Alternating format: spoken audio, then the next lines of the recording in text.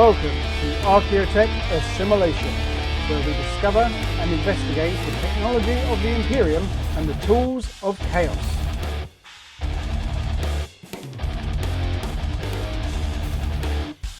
Hello everyone, and welcome to this episode of Archeotech Assimilation. On this episode, we're going to continue with our review of the animated series Angels of Death.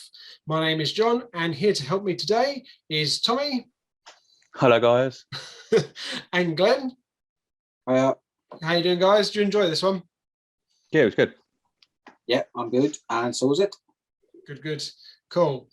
So we are obviously looking at episode 4, Awakenings. If you want to see us recap the previous episodes, then head over to our main page and look in the playlist for Archeotech Assimilation, and you can see our thoughts on the last 3 episodes. So as always, we're going to go through the beats of the story and talk about what we liked, what we just didn't like, etc. So take this as your spoiler warning. So getting into it, before each episode begins, there's always a short clip, a bit of an opener.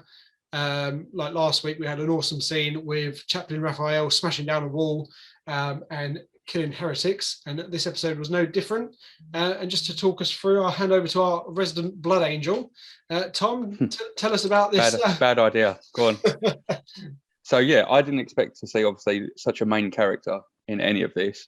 So I know it was sort of like a flashback for him when he was first beginning to feel the obviously the what is it? Not the red thirst. The Black Rage. The Black Rage. Yeah, when he was first beginning to feel traces of it inside him. Obviously, he's come to pray.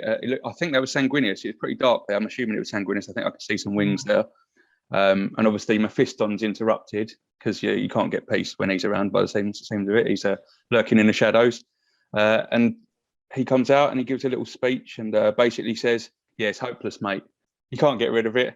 I can, but you can't." Pretty much. But yeah, it's pretty cool to see him in it. I mean, you don't see him too clearly. He's like in a lot of the shadows. And I'm assuming it's before his Primaris upgrade because he wasn't taller than the regular Marine there. So he was a big guy, but he wasn't as tall as I thought he'd be if he had actually undergone the Primaris treatment. Yeah. So the Blood Angels we're watching, are they not Primaris size then? Well, I don't know, but they don't look Primaris to me. I'm going to say no because they don't carry heavy bolters as a Primaris. Okay. Oh, fair enough. That's sort of the main thing that makes me go, no. They're standard bolters and stalker bolters and heavy bolters and stuff like that.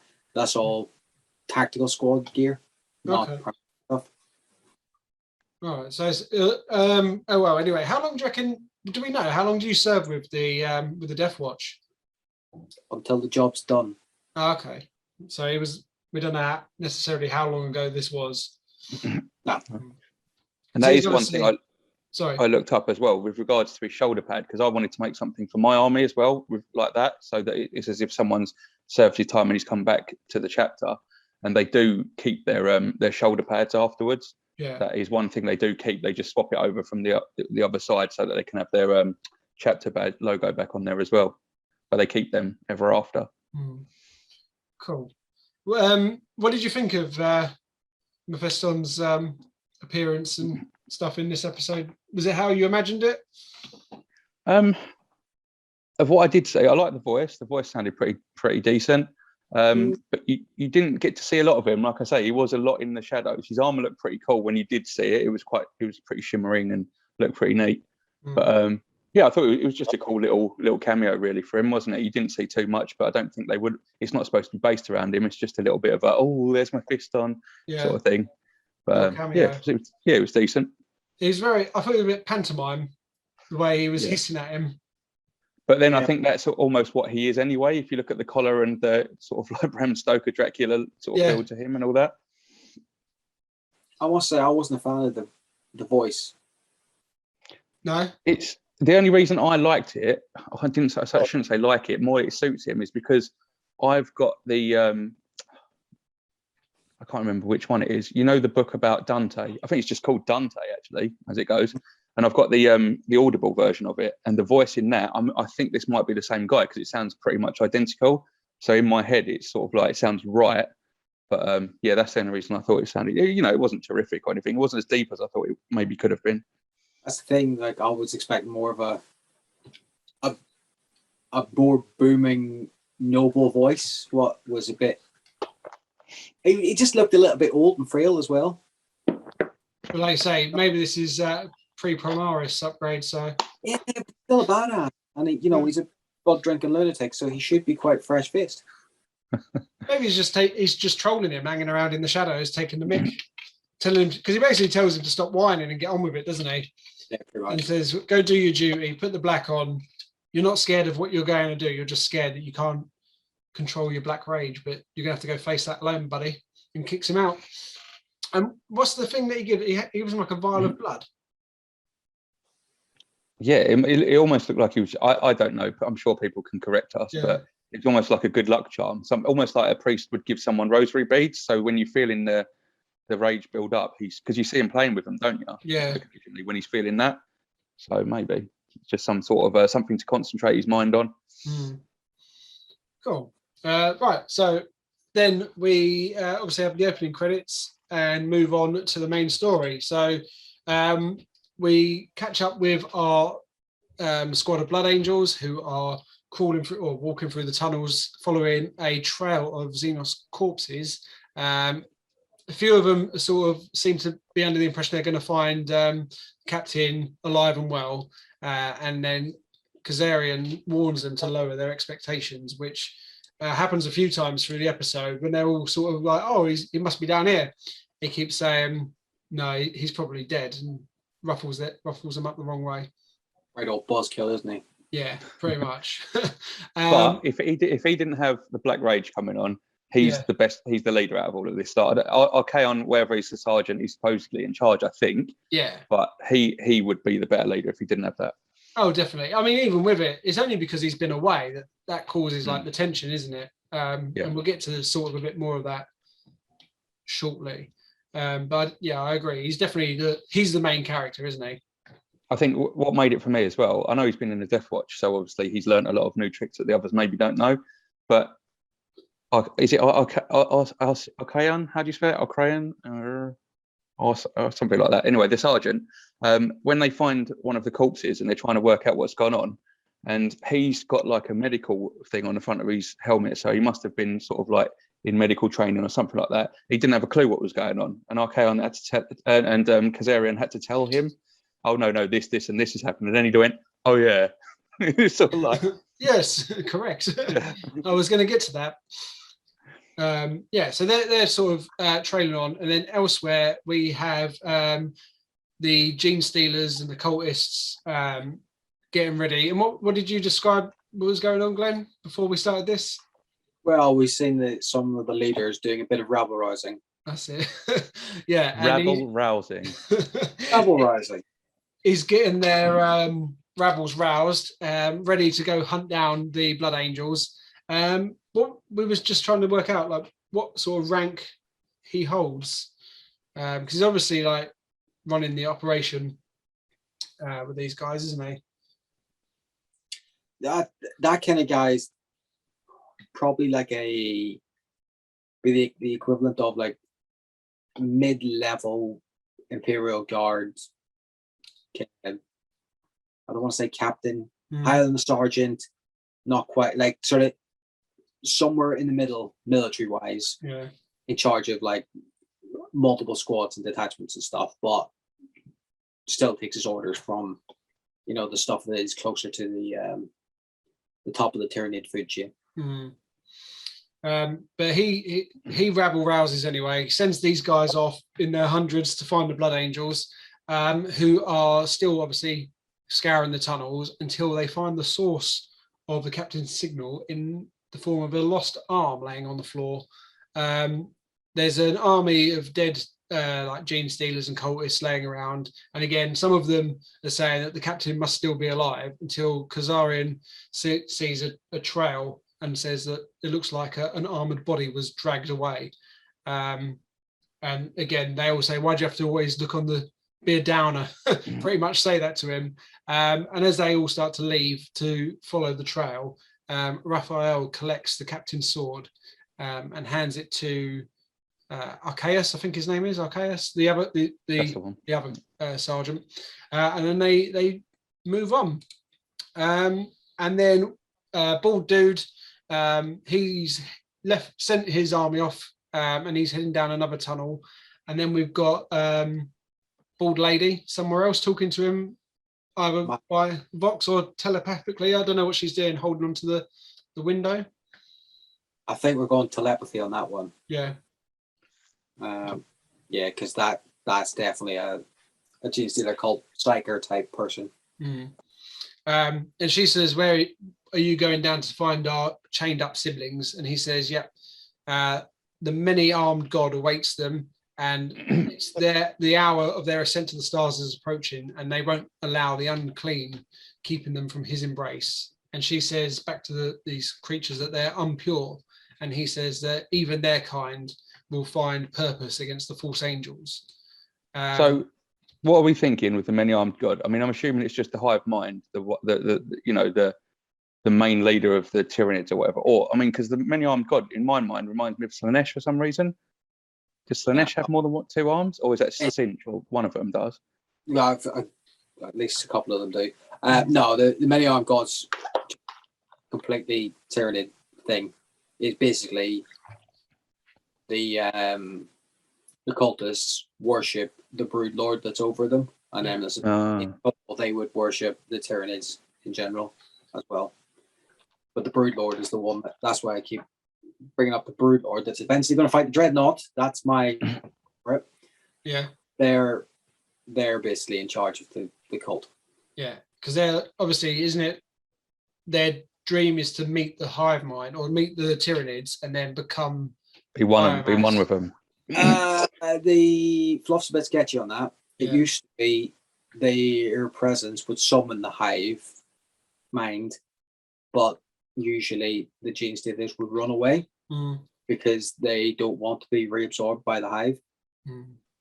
Whereas I don't know if the new fluff is their purpose is to summon the hive to destroy the planet that they're on, and they move on to the next one just before they get there.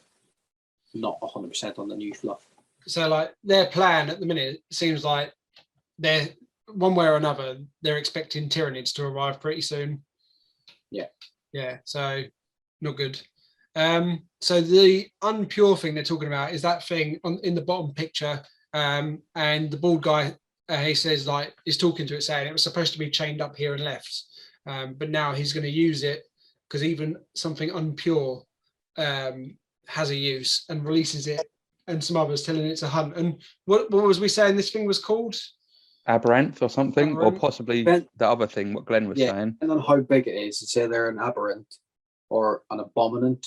Abominants are bigger than aberrants. I mean, whatever it is, it's pretty big, because we go back to the Blood Angels, who are still following the trail and getting impatient, and most of them still saying they think the captain's alive, and because of the amount of bodies they're finding, and saying the captain must have come through here killing.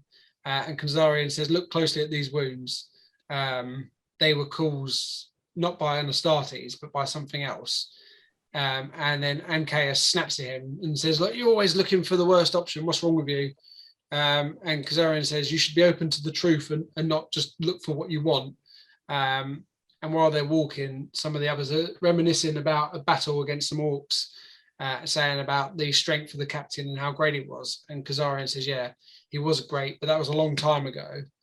And then this is when they have like a bit of a sibling fight, because Ancaeus turns to him and pretty much is like, what's your problem? What happened to the brother who went away to the Death Watch? Why have you come back? Why are you so dour all the time? And Kazarian sort of breaks down and says, like, you've been together, like I'm suffering from the effects of the Black Rage. And they say, oh, we're all suffering. He goes, yeah, but I had to do it on my own. You've had the brothers of the Legion to help you through, and I'm suffering on my own. But before they can sort of make amends or go anywhere, we hear a rumbling start, and that horde of roused rabblers arrive. And so one of the guys is like, well, happy because now he gets to kill stuff, and they just sort obviously start shooting into the crowd. That was one thing I was going to touch on quickly, actually, before we move on. When they had that little spat, at first I was sort of thinking, he seems I don't think a Space Marine would be like that. They're very whingy, weren't they? I don't think a Space Marine would go, I was on my own, brother. Do you know what I mean? I just don't think that would ever happen. But then I thought to myself, they've got a specific flaw which may play with their emotions. If you're having a black rage come on, it might affect your emotions. So maybe. But I thought it was a little bit whiny. They could have maybe played that down a little bit more. I had the same thought, and I was like, this is a bit whingy. But then I thought, isn't like the whole Horus Heresy based on Primarchs being a bit whingy and having daddy issues? So I sort of. Having said that, Primarchs are supposedly more emotional than even humans. The actual Space Marines, because of their indoctrination and all that, aren't supposed to be. But then, like, you know, with the Black Rage, who knows? You know? Yeah. But it was a bit strange. But I mean, at least now, I guess they're clearing the air. But we'll see how that goes.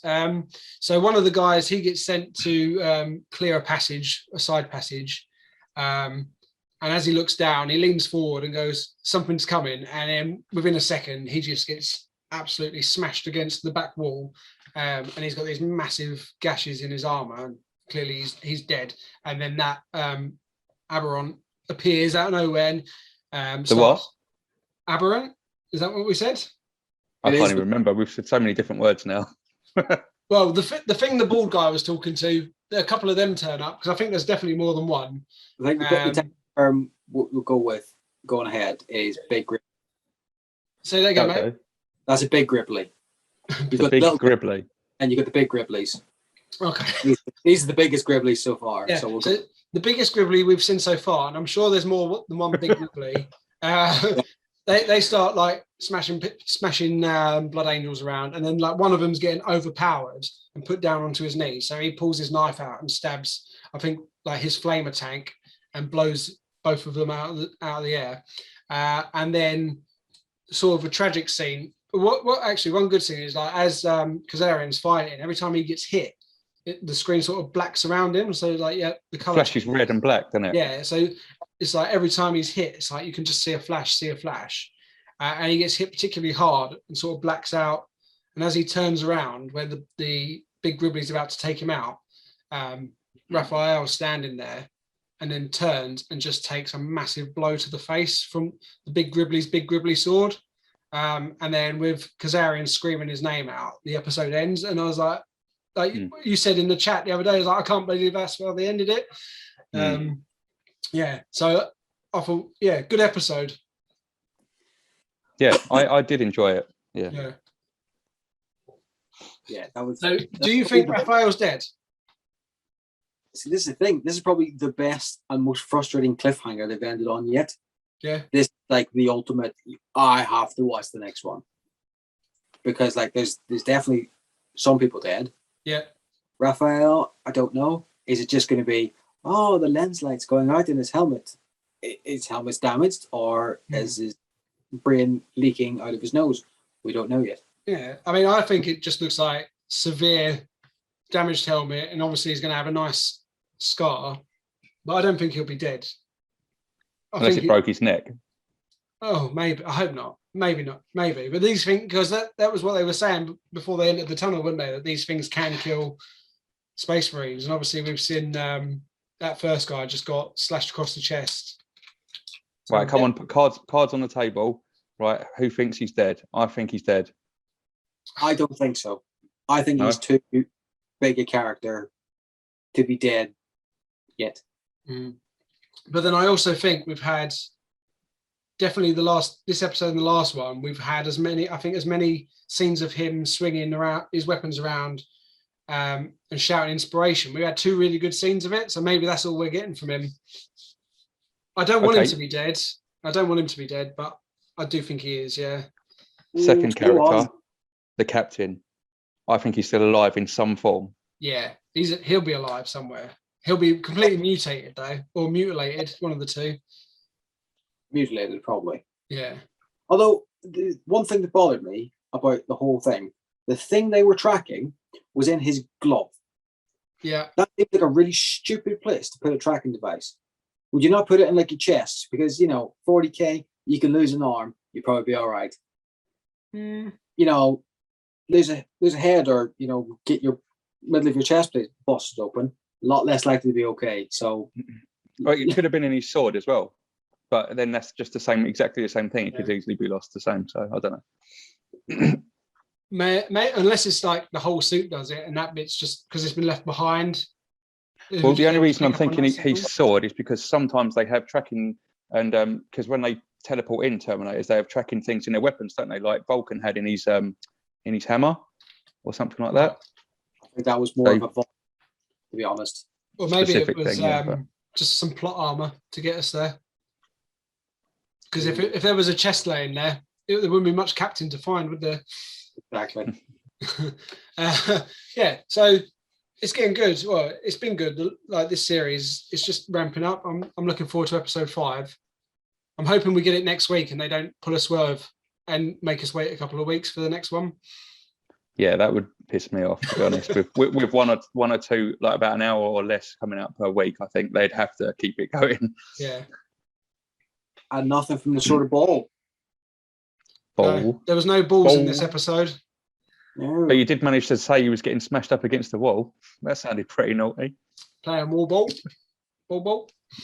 Right. Well, on that note, we'll wrap it up. If we've got anything horribly wrong and you want to correct us, then chuck it in the comments. I'm sure we have. We'll address it next time. But let us know what you thought of the episode, and let us know what you thought of this episode that we've done for you. And we'll go through this quickly. So please check us out on Instagram, Facebook, and Twitter. If you check us out on Instagram, show us what you've been working on. And if you use the hashtag Iron and Ceramite, then we will feature you in our stories. If you're watching this on YouTube, well, you will be because it's the only place it is. Please like the video and share it with your friends. And if you're not, please consider subscribing to the channel. If you want to see some more from us, we do have a podcast, which you can either watch on YouTube or go on any podcast service and listen to it that way. Join us on Twitch, Iron and Ceramite. And if you like what we're doing and want to help the channel out, check us out on Patreon. Or if you need to buy your hobby supplies, check the link below for Element Games, where you can get your discounted hobby stuff. Use our link, and then Element Games eventually will give us a bit of a kickback as a thank you for sending you to them. And any money we do make will go into improving the channel. And then finally, jump onto combat cards, join our clan, Iron and Ceramite, and fight Glenn and Shane at the top and knock them down a peg or two. And we will see you on the next episode.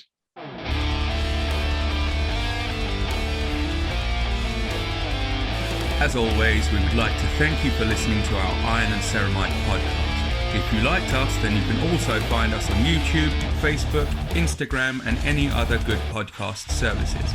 Just remember, in the grim darkness of the far future, there is only war.